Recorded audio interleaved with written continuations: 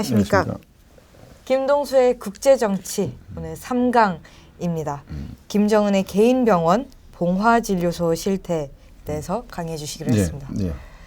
제가 이 제목을 김정은의 개인병원 봉화진료소를 이제 앞에 강의 끌어낸 것은 너무도 이제 김정은에 대한 와병설이 난무했고, 네. 그리고 이제 그 북한의 그 병원 의료 시스템에 대해서 북한을 너무 모르는 이런 그 기자들이나 이런 매체들에서 이 문제를 다뤘기 때문에 오보가 이제 난무한 걸로 알고 있기 때문에 이걸 제가 오늘 좀 명백히 어떻게 이제 북한에서 김정은으로부터 시작해서 최측근들 또 간부들은 등급에 따라서 어떻게 병원 생활을 하는지 치료를 받고 네. 어떻게 이제 그 대접을 받는가. 일반 인민들은 감기약 하나 없어서 이제 주사도 못 맞고 이제 죽는 고난인 그때도 그렇고 지금도 같아요. 지방에서는. 네. 장마당에서 자체적으로 약을 사서 그것도 돈 있는 사람이 치료를 하고 길지. 있습니다. 그러지 돈 없는 사람은 가지도 못하고 사지도 못하고. 병원도 약을 안 가져가면 받아 안 줍니다. 네. 약을 다 가져라고 지금 장마당에서 사가지고 오라고. 한쪽에서는 이렇게 감기약 그다음에 또 주사도 제대로 못 맞아서 아주 초보적인 이런 1차 의료 봉사 또 서비스도 받지 못하고 이제 죽어가는데 어떻게 이제 이 2,500만의 최고위층들 20% 이 하이스트 클래스 우에 20%의 북한 지배 계층들 권력 이 지배층을 어떻게 이제 특별한 의료보건 서비스를 받는가 하는 이 시스템에 대해서 좀 오늘 말씀드리려고 합니다. 네. 그 시스템 하이스트 클래스에서도 가장 그 최고위층 최고에 올라가 있는 이 김정은 그 직계 가족들 다니고 있는 이 봉화진료소라는 병원인데요. 사실 김정은 건강 이상설은 굉장히 자주 보도가 되고 있습니다.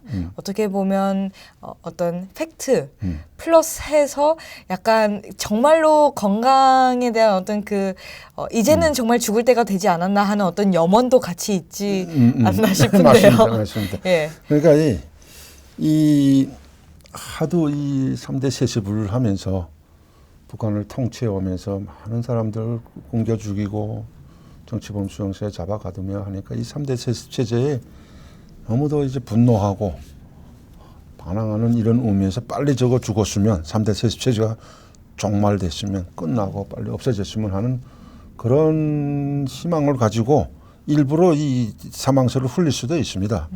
그 증오심이 너무 불타오르기 때문에 일반 그 북한 주민들 속에서도 그런 차원에서 이제 이걸 가짜 뉴스라는 걸 알면서도 일부러 이제 북한에서 정보를 흘려서 여기다 언론 북한 매체들에 줘가지고 그게 시작됐는데 이게 지난 4월 20일 북한 매체가 처음으로 이거를 어디라고 밝히지는 않겠는데 그 북한 관련 매체에서 처음으로 이 문제를 다뤄가지고 그 다음에 일본에 넘어갔다가 일본에서 또 미국으로 CNN까지 이게 전달돼가지고 마지막에 허위 보도로 이제 CNN까지도 이거 확인 안 하고 했는데 저한테도 전화 왔어요.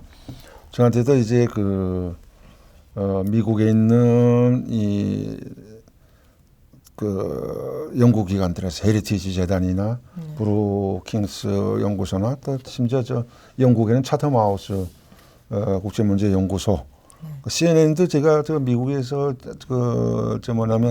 초빙 교수할 때 CNN 본사에 가서 제가 또 인터뷰한 적이 있습니다. 비공개로. 거기도 아는 사람이 있어서 또 전화 오고 RFA에서도 저한테 전화 왔어요. 이게 김정은이 죽었다고 지금 보도하는데 사실인가 하고. 그래서 제가 단호하게 죽지 않았다.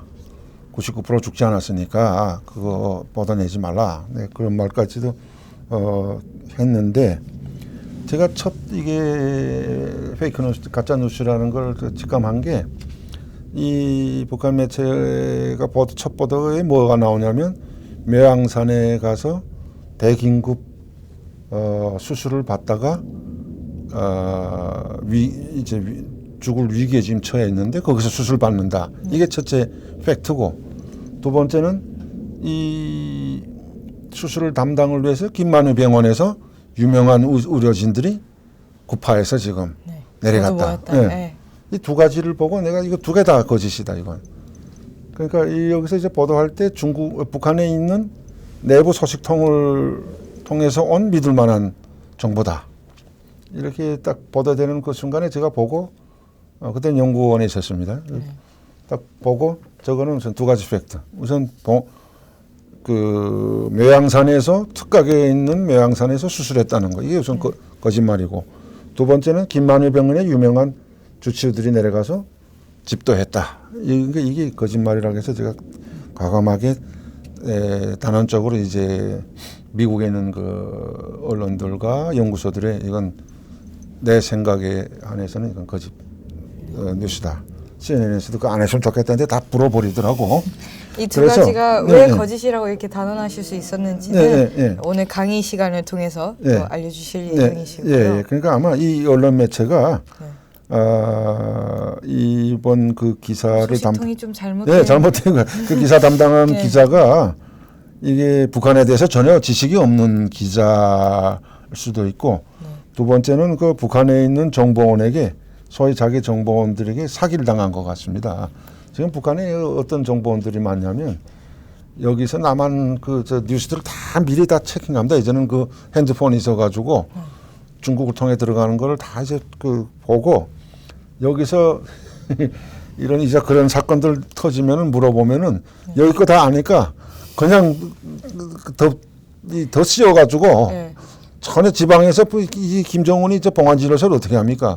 그러니까 그 죽은 거 사실이다 하고 이렇게 돈 받아 먹느라고 이런 사기 치는 사람들이 많은데 중국에도 갔고 그래서 이게 일어나는 걸로 지금 생각하는데 우선 이 봉화진료소가 이제 그 북한에 있습니다. 이 봉화진료소는 말이 진료소지 이게 내력은 우리 뭐 이 삼성 의료원이나 현대 아산병원 못지않게 그 내부 시설들이 가장 최첨단 그런 그 세계적인 이런 그 의료 설비들로 꾸려져 있고, 여기에 주치 의사들도 김일성 때부터 김정일을 비롯해서 김정은까지 쭉 북한에서 유명한 세계 중국, 러시아는 물론이고 서유럽 나라들 다 나가서 중장기적으로 전문 분야에서 10년 이상 연수하고 훈련받아온 유명한 의사들입니다. 또 여기에다 이 의사들도 모자라면은 지식이 어느 순간에도 이 서방 나라들에서 특히 프랑스, 이태리, 독일, 오스트리아 여기서 중국하고 러시아에 있는 유명한 의사들은 물론이고 이 나라들에서 이미 시간에 24시간 내에 비행기로 위급 사태가 터지면은 이 지도자가 그러면 24시간 내에 모셔올 수 있는 막대한 자금을 주고 모셔올 수 있는 그런 채널이 항시 준비되어 있습니다. 계약이 다 되어 있고 각 대사관 대사들의 우리 이태리 있을 때도 마찬가지지만 제가 이제 그 장성택이 왔을 때도 이제 그 다음 시간에 이제 말씀드리겠는데 그래서 유명한 의사들만 다 만나고 계약하고 갔는데 그렇기 때문에 쉽게 죽을 수 없다. 이걸 말하는데 봉화진료소는 아시다시피 김일성 때부터 김일성, 김정일, 지금 김정은 3대 세습제라서 김정은과 그 직계 가족 그리고 가장 최측근들 일부만을 이제 여기서 치료합니다. 그 봉화진료소보다 한 등급 낮은 병원이 남산진료소라고 있습니다. 이게 말이 진료소지 남산병원인데 여기도 봉화진료소보다 조금은 좀 의료 설비라든가 의료진이 조금 낮아도 여기도 이제 대단한 병원입니다. 이것도 이제 북한의 최고의 간부들 여기서 이제 당정군이 부부장급 이제 그 봉화진료소는 김정은과 그 직계 가족 그리고 이제 상무위원회 위원들 그리고 아마 정치국 위원들까지 여기 다 볼 겁니다. 군두 상장 이상급. 그러니까 계층에 따라서 또 가는 병원도 또 다른 거예요. 지금 제가 그거 네. 말씀드리는데 네. 이 병원이 이제 봉화진료소 최고의 병원이고 그 다음에 남산진료소인데 네.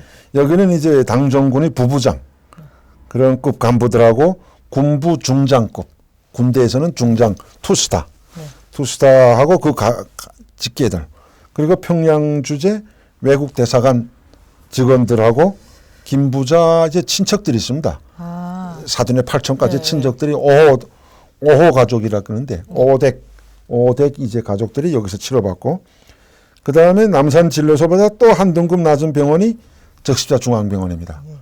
이 적십자중앙병원은 병원 규모로서는 이 평양시 대동강 구역에 있는데 병원 규모로서는 제일 큰 병원입니다. 이게. 아, 세계 병원 중에서도요. 북한에 있는 전 병원들을 다 합치면 도병원이고 뭐 평양시에 있는 모든 병원들을 합치면 여기가 종합병원입니다. 그래서 이게 이제 그 다음에 큰데 여기는 적십자병원하고 그 다음에 이제 또 뭐냐면 큰 게 평양의학대학병원입니다. 평양의학대학병원이군요. 의학대학병원인데 이게 의학대학병원이니까 이게 또 유명한데 여기에서는 이제 이 적십자병원하고 평양의학대학병원에서는 당정군의 국장급 이상 간부들이 여기서 이제 또 치료받는 데입니다. 그리고 그 가족들이 치료받고 그리고 그 다음에 나오는 게 김만우 병원입니다. 사람 이름이 등장했습니다. 네. 김만우 병원은 이게 한 5부류에 들어가는 병원인데 네. 이거는 조청년에 있는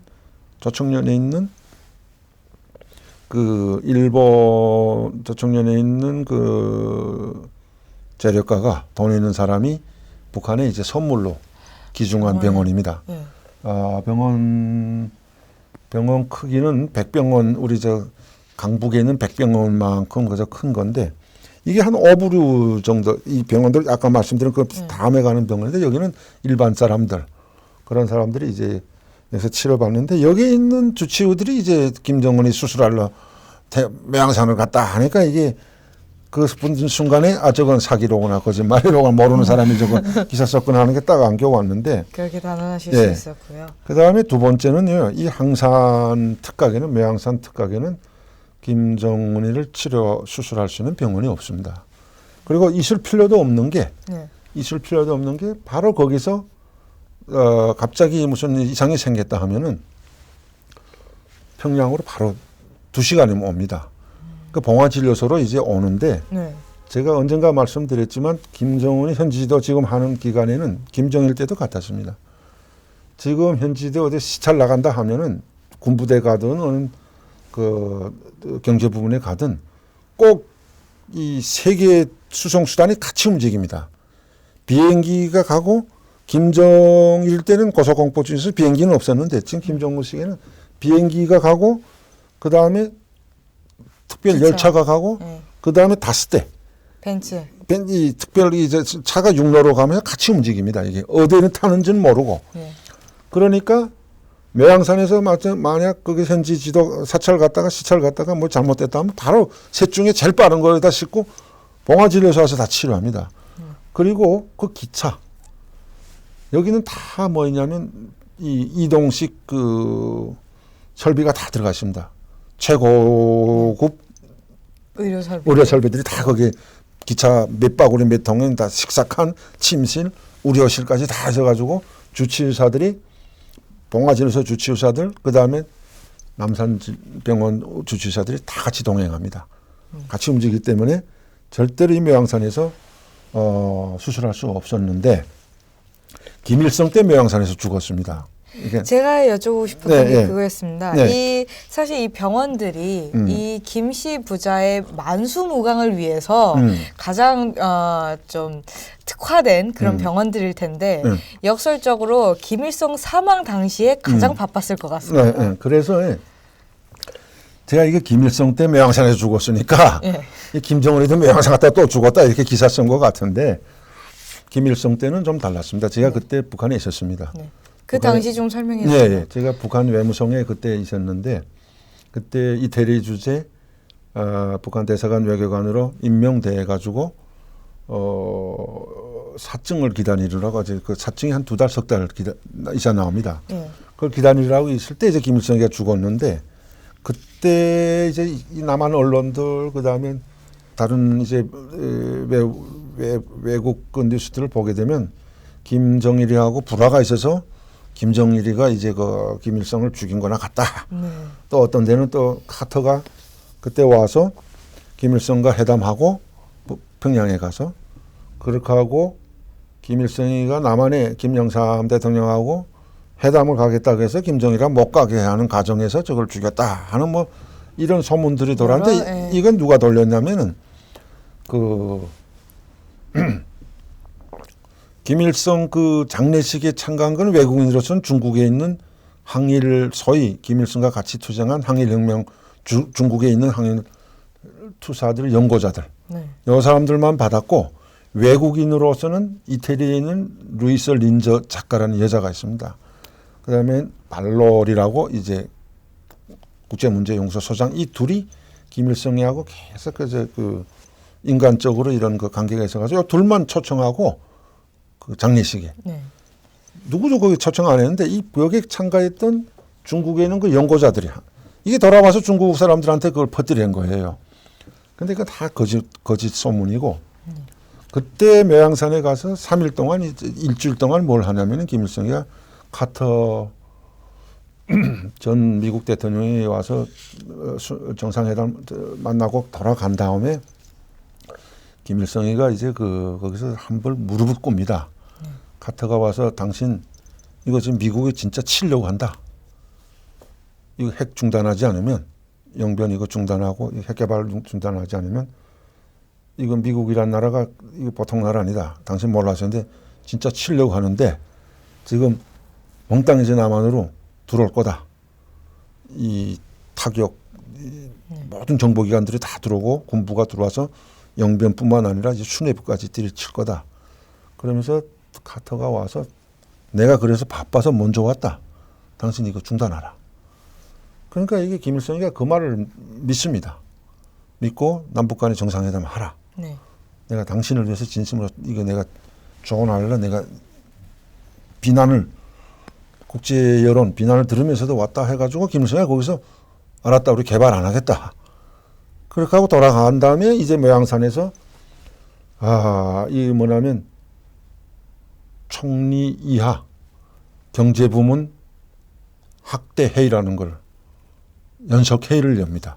그럼 여기에 이제 1경제, 2경제, 2경제는 군수경제고 1경제는 인민경제인데 총리 이하 모든 부총리 경제 장관들, 위원장들, 군수경제까지 다 포함해서 그 매양산 그 특각에 거기서 이제 전원회의를 합니다. 한 주일 한 걸 계획했는데 그때 우리 외교부에서 그 육성을 다 들었습니다. 돌아 죽은 다음에 그 권력기관들의 그때 김일성이 회의에서 3일까지 한 일주일을 계획했는데 3일째 죽었어요. 회의한. 그때 이제 김일성이가 이틀 3일 동안 막 소리치면서 제가 보니까 한 50명이 참가했어요. 근데 이 앞에 앉아가지고 막 그 목소리 걸걸 하면서 숨차면서 소리치면서 이야기해요. 내가 카터하고 전쟁을 안 하기로 약속했고 그러니까 외부 적들이 이제는 우리 치지를 못하니까 문제는 인민 경제다. 그런데 왜 굶어 죽는 사람이 생겼냐. 전력공업부장 일어나라. 너 왜 전력 생산 못하냐. 농업위원장 일어나라. 너 왜 이게 굶어 죽는 사람 생겼냐. 그때 알한 거예요. 이 밑에서 그 전 시간에 제가 말씀드린 대로 김정일 단계에서 다 이게 보고서가 카트대 그때는 안 올라갈 때입니다. 좋은 소식만 만수무강 100살까지 앉아 계십시오 하고 올라갈 때인데 그때 이게 다 알게 된 거예요. 굶어 죽는 아사자가 생긴 거, 그다음에 전기가 없어서 뭐 다 멎어버리고 하는 거, 그거 막 고함 치다시피 그 열을 내면서 그 82세인데 그때가. 그러다가 이제 3일째 될 때 그럽니다. 나 이거 오후에 그랬대요. 저녁에. 좀 과로한 것 같은데 좀 쉬겠다. 오늘 해 그만두고 내일 하자. 하고 저녁도 안 먹고 들어가서 침대 가서 누워 잤는데 새벽 2시에 죽었거든요. 근데 그 부관들도 그래서 여는 때 같이 그냥 생각하고 그냥 쉬겠지 하고 했는데 그 침대까지는 이게 감시기가 없은 거예요. 2시인가 이게 좀 무슨 이상한 그림이 있어. 그때 북한들은 또 다 그 밑에 나와서 다 후에 총살됐는데 그 밑에 내려가서 조개 불고기 하고 있었어요. 재워놓고 밤에 술 마시고 뭐 하다 보니까 새벽 2시에 발견해가지고 막 총을 쏘면 난리가 나서 북한들 다 찾느라고. 그래가지고 새벽에 김정일한테 보고돼가지고 김정일이 즉시 헬기 2대를 보냅니다.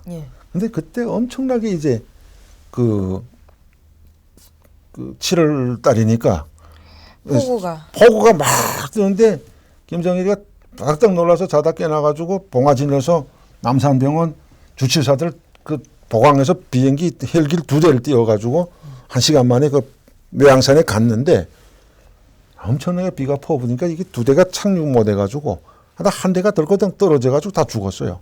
그럼 그 안에 있던 의료진이 의료진도 죽고 한 대는 끝내 못 내려가고 다시 돌아온 거예요. 그래서 새벽에 김정일이가 육로를 이제 갔다 그래요.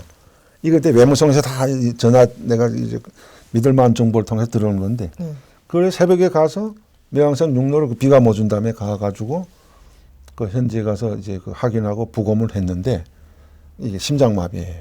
원래 김일성 가족이 가문이 그 심장이 엄청 나쁘답니다. 김정일이도 저게 심장 때문에 68살에 죽었는데 여기는 82살에 죽고 오래 살은 거예요. 제 명은 다 살긴 살은 건데 어쨌든 심장마비로 쇼크 먹어서 죽었는데 그 충격 그 카터와 간 다음에 거기에 충격도 하나 있었거냐. 두 번째는 이 나라 형편이 완전히 이제 굶어 죽게 되고 하니까 이게 언제 구체적인 폭동이 일어날 수 있는 이런 두려움. 쉽게 말하면 그런 게 복합적으로 작용해서 새벽에 이제 죽었는데 그 사망 이후에 의료진들은 난리가 났겠습니다. 그러면 그 다음엔 그 다 처형하고 했는데 그리고 죽은 다음 그래서 그 제때 알지 못해서 묘양산 봉화진에서 대로 못 와서 죽은 거예요.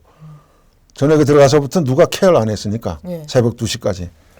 그런데 그것도 현지에서 이러다가 이게 쓰러지면은 바로 묘양산에 봉화진에서 와서 치료하면 살아나는데 그래서 그때 죽은 거고 김정일이도 이제 68세에 죽었는데 이게 뭐 현지지도 기착관에서 뭐 새벽에 죽었다는데 뭐 그거는 중순간까지 인민을 위해서 뭐 현지지도 했다, 사찰했다, 일했다, 죽었다 이걸 말하자 그런 건데 아마 그것도 밤에 자다가 그는 평양에서 이게 심장 그걸 한번 쓰러졌다 3년 만에 죽었는데 그거는 의료진 다 동원해서도 못 살린 건데 지금이 이 그 봉화진이었어. 여기는 김정은 시기 와서는 아무 데 가도 바로 비행기나 이걸로 후송해 와서 봉화진료소에서 얼마든지 이제 그 살릴 수 있는 이런 그 이후부터 세계적인 모든 이런 그 이동하는 심장 진단기 최첨단 설비들 다 들어왔어요. 각 대사관들에 다 전부 지시가 나가가지고 세계적인 거 다 들어와가지고 지금은 아마 밤에 잘 때도 그 침대에 다 이제 장치가 되어 있을 거예요. 몸 상태가. 그러니까 조만간에 이제 이게 죽지는 않을 거다. 그러고 더군다나 지방에서 묘양산에서 수술하지 않고 여기 봉화진료소에 무조건 끌고 와서 여기서 다 치료하기 때문에 지방에서 수술을 받을 이유가 없죠. 없다.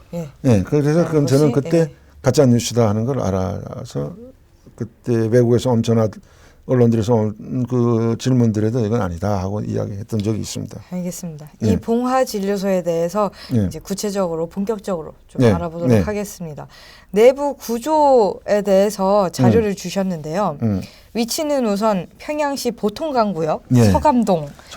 라고 말씀해 주셨고요. 건물 면적 7,400제곱미터, 부지 면적 12,000제곱미터로서 김정은 호위 총국 바로 맞은편에 위치를 하고 있다고 합니다. 그러니까 정말로 상시대기 5분대 기조 같은 느낌이네요. 그렇죠.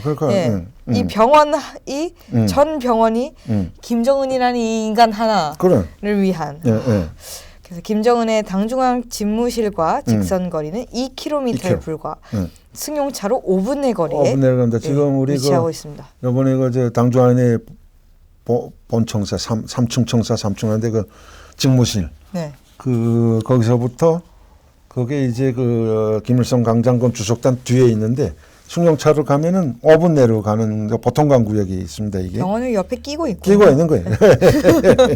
옆에 끼고 있어요. 봉화진료소, 본관, 외래 진료병동이 있고요. 입원병동, 부속건물, 또 특관, 김정은 전용병동이라고 하셨네요. 으로 이뤄진 김정은 및 김정은 최측근 고위간부 전용병원입니다. 봉화진료소, 특관은 김정은과 김정은 가족이 전용으로 사용을 하고 있고요. 봉화진료소 안에도 특권이 따로. 특과가 따로 있습니다. 요거는 그래서 김정은하고 가족만 딱 보는 데고. 네. 그래서 그 치료 대상, 이 봉화진료소 치료 대상도 그 간부들과 또 직계 가족. 그다음에 여기 이제 내각 상, 우리 말하면 장관, 이상, 총리, 부총리, 장관, 노동당 중앙위원회 일부 부장, 부장, 비서, 정치국 위원, 후보위원, 군, 중장 이상 간부들과 그 직계 가족들이 봉화진료소 혹은 남산진료소에서 이제 이 사람들만 이제 치료를 받는 거죠. 이 사람들은 여기서 최첨단 이제 의료 설비들과 최고급 이제 의료 약 제품들을 쓰면서 치료받고 수술하고 암까지도 여기서 다 치료하는 거죠.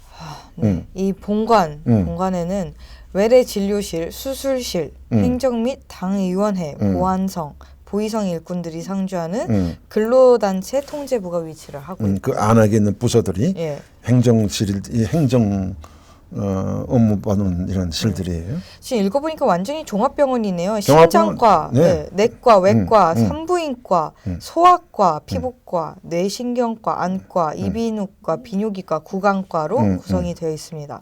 물리치료실도 있는데요. 자외선치료, 재활치료, 온천치료, 감탕치료 등 시설들이 구비되어 있고 입원실은 1인 1실, 침실, 거실, 화장실로 구성이 되어 있습니다. 이번 병동 내에 문화시설도 있습니까? 다 있어요. 네. 식당, 영화관, 도서실, 오락실도 있고 최고급 입원한 관료들을 위해서 매일 2편의 영화를 상영하는데 주로 외국 영화들을 상영하고 있습니다. 현재 지금 이 강의를 듣고 계신 모든 탈북민들이 아마 여기서 정말 어기 막히고 코가 막히고 기가 막힐 것 같습니다. 이거 어떻게 된 겁니까 이게? 이렇게 하고 이게 더 지금 우리가 이 전문적으로 들여다보게 되면 더 이제 놀라운 것이 그 이 중앙적십자병원이 제가 종합병원이라고 하지 않았습니까? 봉화진료소가 있고 남산병원이 있고 그 다음에 세 번째가 중앙적십자병원인데 제일 큰 병원인데 이 병원에 있는 총병원 원장 그 다음에 이런 그 부원장 기술부원장 이 사람들이 다 김정은이 주치의사들입니다. 그리고 봉화진료소는 물론 다 있고 그 다음에 이 사람들이 여기서 뭘 하냐면은 김일성 김정일 때 보게 되면은 똑같은 신체 이 사람들을 여기다 놓고 이 인물 이제 실험하는 겁니다. 실체 이 사람 놓고 똑같은 그 신체를 가진 김일성과 김정일 같은 이런 사람들을 놓고 동물 실험하듯이 하는 거예요.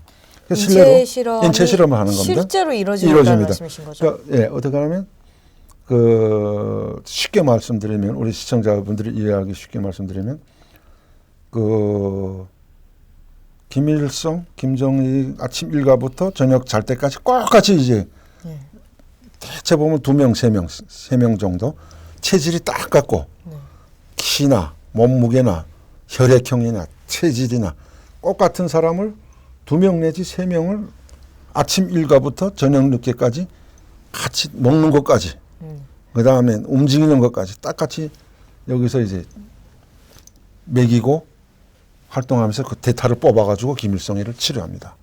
그리고 먹는 것도 여기다 먼저 먹여보고 실험하고 그 다음에 이제 김일성이나 김정일한테 이제 운반하고 하는 이런 인체 실험.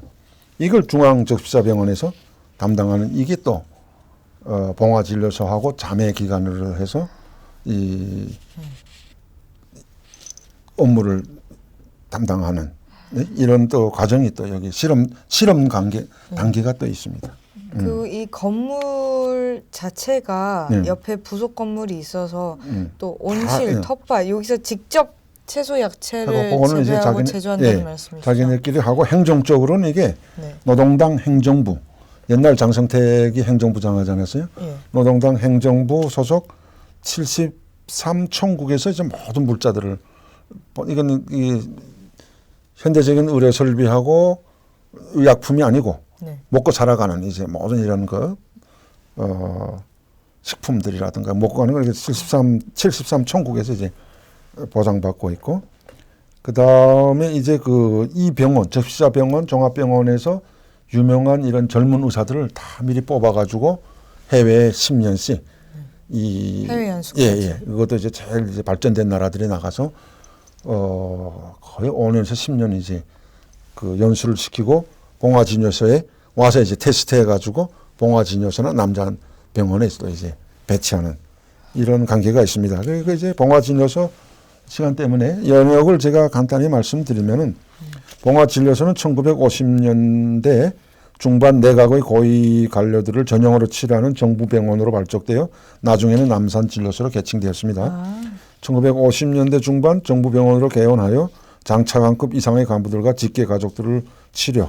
김일성의 가게도 이 정부병원에서 치료했고 김일성의 둘째 처 성혜림이 김성애가 1966년경 이 병원에서 입원해 치료받고 그 아버지도 부친도 이 병원에서 사망했는데 그때 김일성도 다 왔다 가고 김정일 때도 이제 다 가게만 이제 이걸 취급했다는 거 요걸 말씀드리고 싶고 이건 이제 우리가 자료에 다 띄우겠는데 내역 같은 거 연역 같은 거는 그리고 봉화진료소 내부 실태를 좀 말씀드리면은 봉화진료소 소속 관계는 봉화진료소는 행정적으로 보건 1국의 통제를 받고 있는 실정이고 의사와 직원들에 대한 인사는 노동당 중앙회 조직지도부 옥과에서 담당하고 있습니다. 노동당 조직지도부 옥과라는 게 이게 다 김일성, 김정일, 김정은과 관련되는 모든 이런 관계되는 문제들을 취급하는 데가 조직지도부 옥과입니다. 중앙. 이 옥과는 사실 기쁨조를 통해서 많이 그러니까 1호 행사 듣게 됩니다. 거기도 많이 나오죠. 1호 행사 관련한 인물들을 뽑고 그다음에 1호 행사 관련한 이런 물자 이런 거 그다음에 또 이제 이거 봉화진료소도 이건 제일 중요한 1호 행사나 모시는 걸로 사업으로 보니까 여기는 옥과에서 다 이제 담당해서 뽑아 사람들을 선발하고 인원 직제하고 기능을 보게 되면은 소장이 한 명 있고 그다음에 제1부소장이 있고 임상 담당 부소장이 있고 약무 담당 부소장이 있고 후방 부소장이 있고 특별과 진료 전문과 행정지원과로 이제 나누어 있습니다.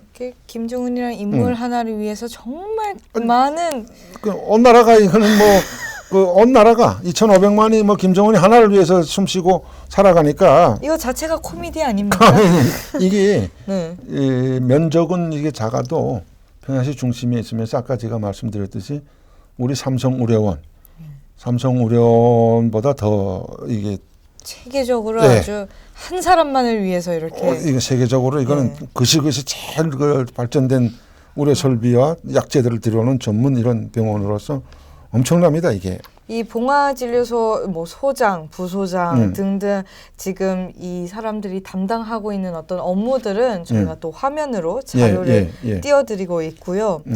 치료부터 해서 간부들의 건강검진까지 정말 하나부터 10까지 모두 여기서 담당을 하고 있는데요.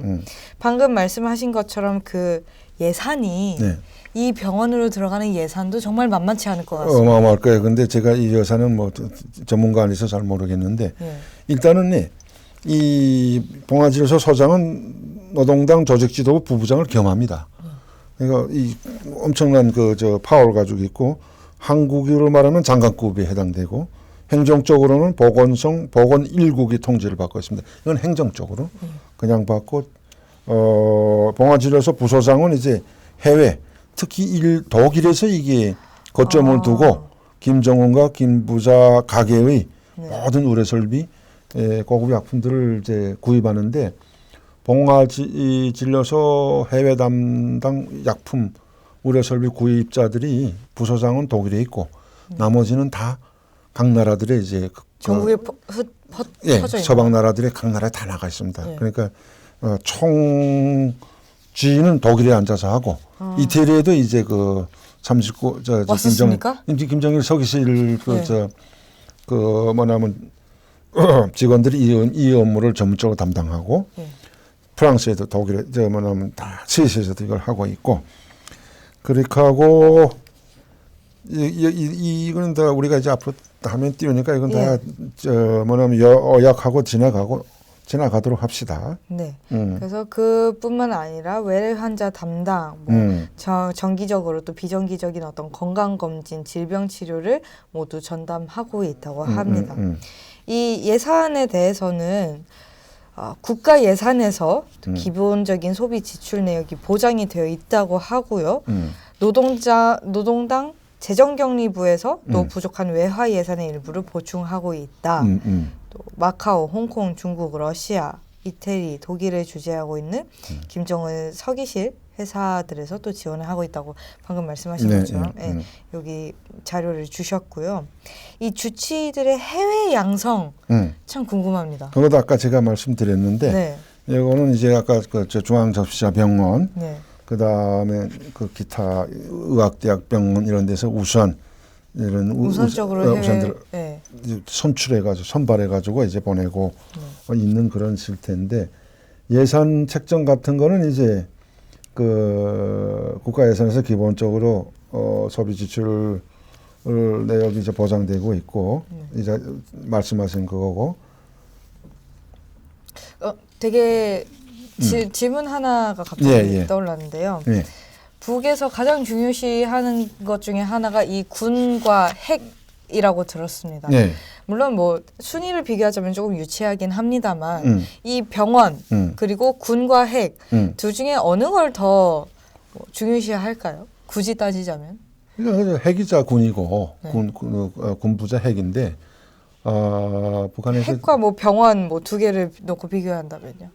그 다 중요한 거죠, 둘 다. 그러니까 김정은이로서는 첫째, 둘째도 이제 건강입니다. 이게 이 건강은 북한에서 최대로 이제 호의뿐만 아니라 건강 검진이나 건강 이 상태는 백방으로 이제 보장하는데 이게 봉화진료소하고 남산진료소에서 하는데 우리가 여기서 뭘 알아야 되냐면은 이 남산진료소 그다음에 아까 남산병원 중앙접시자병원 여기서 다 이제 간부들 부류에 맞게 등급과 급수에 맞게 다 이게 배려, 측근 이런 배려 차원에서 여기서 치료받게 하면서 이것도 통치에 이제 이용합니다. 그리고 간부들이 현직에서 물러난다든가 강등되는 이런 경우에는 무자비하게 이거 다 여기서 병원 이용을 치료 못하게 못하고 하니까? 집 다 이제 해소하고 차 다 해소하고 그렇게 하면서 이런 것들도 이제 측근 관리 간부들을 이제 관리하는 이런 수단으로 이거 쓰고 있다는 것을 제가 말씀드리고 싶고 기본적으로 제가 말씀드리고 싶은 거는 이런 물론 이제 자다가 심장마비로 죽을 수도 있겠지만은 우리가 뉴스에서 김일성 때도 김정일 때도 굽사했다는 이런 뉴스들이 여러 번 있었어요.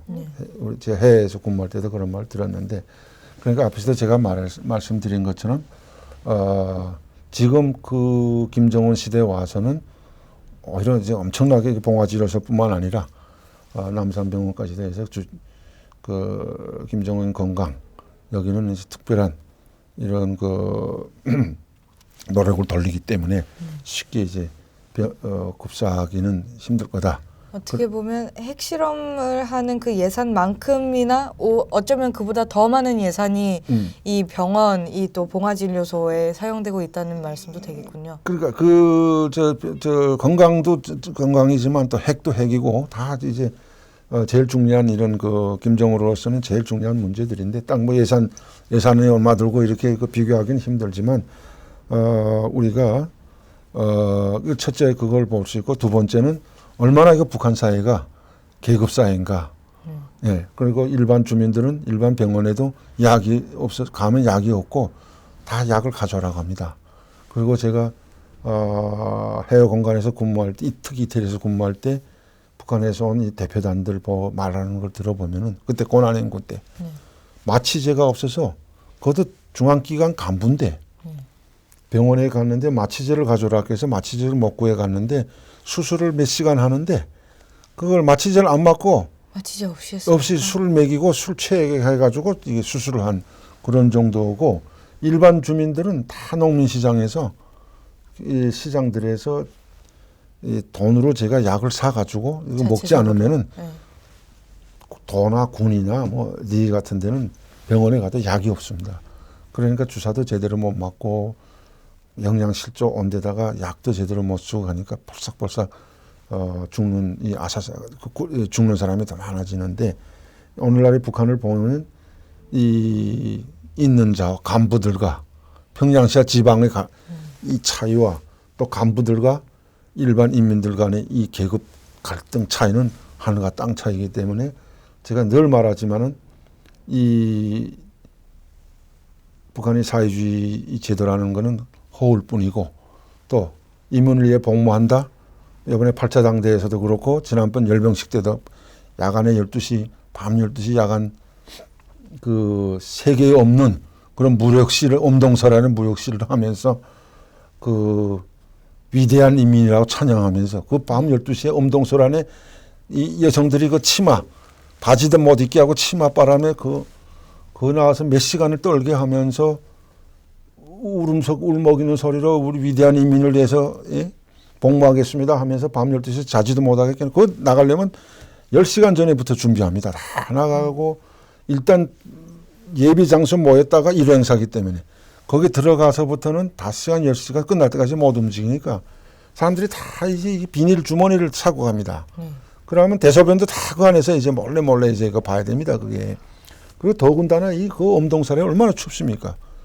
꼭두 새벽 밤 12시에 왜 또 그걸 다 몰아놓고서 거기다가 전기도 없다면서 그 불을 켜놓고 그 인민을 위한다는 그런 구호는 내걸고 위대한 인민 하면서 사기 기만 치면서 인민이 피와 땀을 빨아먹는 이런 이 3대 세습 체제가 지금 북한에 존재하면서 얼마나 답답하십니까? 우려 분야에서는 더한 겁니다. 우려 분야에서는 간부들만이 그것도 병원에 갈 수 있고 채축군들은 좀 심한 병 걸리면 다 비행기 태워서 중국, 러시아 가서 치료받게 합니다. 그리고 일반 그 간부들도 다 아까 지금 말씀드린 이 5개 병원들이 다 이제 도도 같습니다.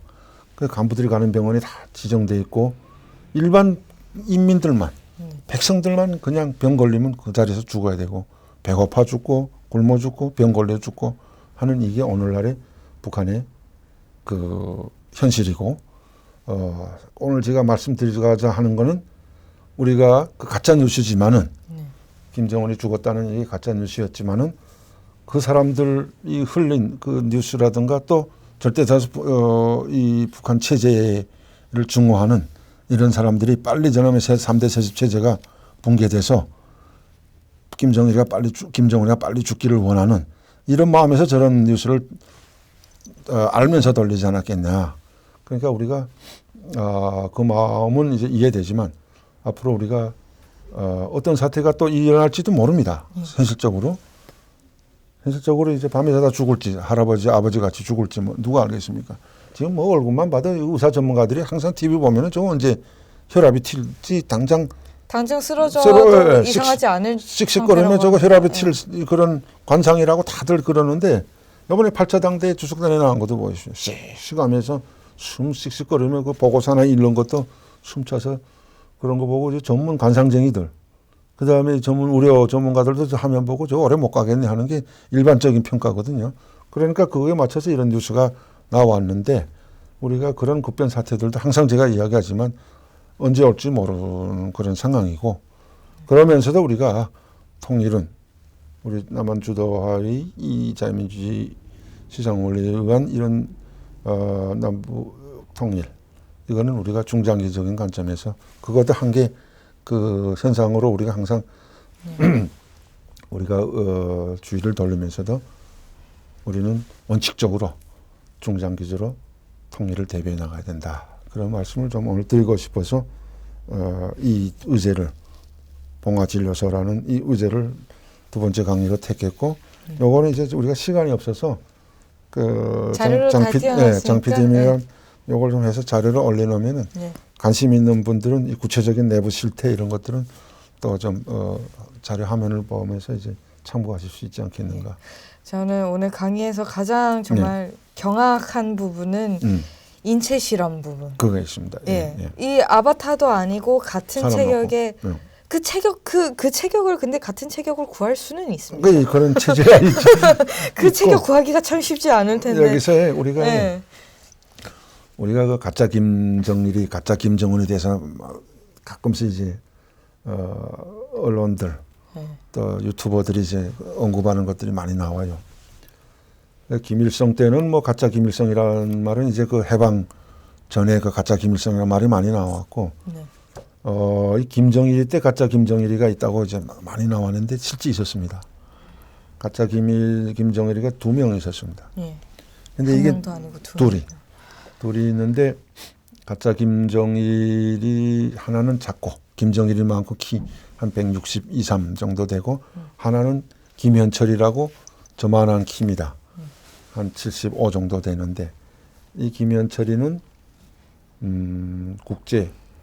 순안 국제공항에서 비행장에서 국가보위원으로서 이제 외국인들 드나드는 외국 갔다 오는 걸 이제 이 검사하는 국가보위부 요원이었는데 어느 날 이제 이 김정은 측근들이 해외 나갔다 오다 그 사람을 딱 보고 김정일이 꼭 닮았네 이렇게 된 거예요.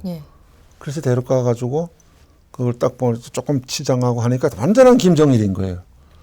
그래서 그걸 하나 모집 데려갔고 그다음에 하나는 작은 김정일인 키 작은 딱 같아요. 그거는 딱 향하는데 그 이름은 제가 지금 기억이 안 나는데 그 김정일이는 남산의 푸른 소나무라고 김일성이 그 아버지 김영직이가 그 독립운동하면서 하는 그런 내용의 연극인데 거기 이제 어릴 때 김일성이 역을 하던 사람인데 이게 커가면서 심상히 김정일을 닮아간 거예요. 그래서 이 문화예술부가서 아니고 이제 중앙당 선전선동부에서 김정일에 대한 예술 영화를 촬영하겠다고 그 둘을 데려 뽑아간 거예요.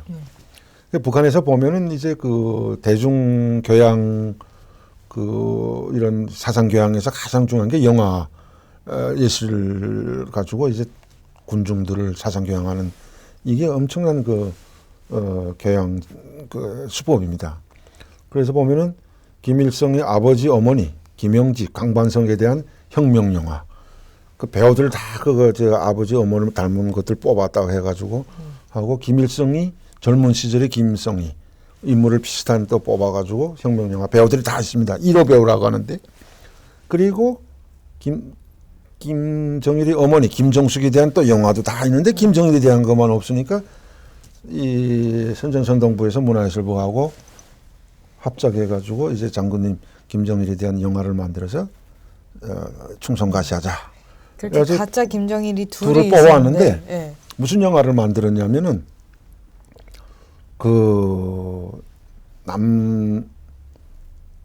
김일성 종합대학 시절에 김정일이 김일성 종합대학 시절의 영화를 하나 만들었어요. 그런데 그걸 딱 시사편을 이제 김정일이가 올려가지고 딱 들었는데 보고 저놈들이 나하고 딱 같아 이렇게 완전히 딱 둘인데 딱 같은 거예요. 김정일이도 놀랬다는 거예요. 그런데 그때 그 영화는 안 내보냈어요. 이건 뭐 아직 너무 이르다. 이건 뭐 너무 좀 김정일이도 자기 쑥스러운지 어쨌든 그 영화는 안 내보내고 그 둘을 경호에 썼어요.